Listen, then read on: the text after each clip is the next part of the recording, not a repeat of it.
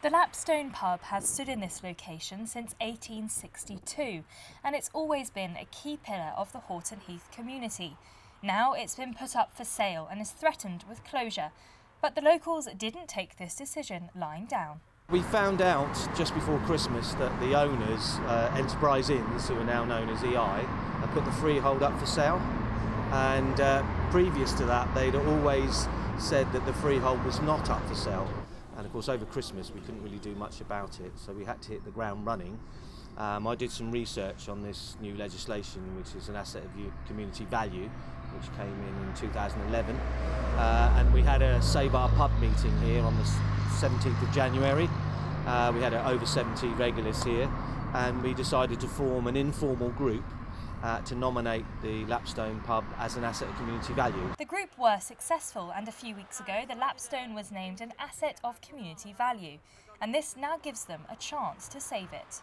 We now have 6 months to raise the funds in an effort to buy the freehold of the Lapstone off the owners, EI.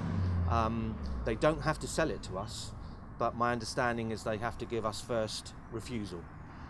So we've now got 6 months to raise the funds to buy the freehold. For me, and I think for everyone else in Horton Heath, it is really the only community asset in the area. The final figure they need to raise to buy the Lapstone off of EI has not yet been confirmed, but it is likely to be a substantial amount. Karen was a former landlady of the pub for 5 years and would be devastated if the group were unable to save it.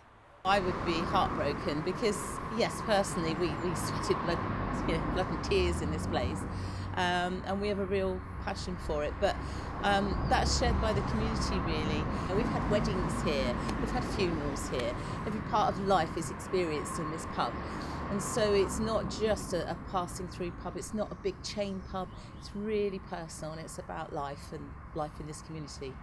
And Karen's sentimentality towards the Lapstone seems to be shared throughout the community. Well, it's my local. I've been living in the area for around 33 years, and this has been my local for 20 of those, and it's where I met all my friends, because I live alone now, my wife died, and the atmosphere since it's closed has been difficult. I've been coming here since I was young.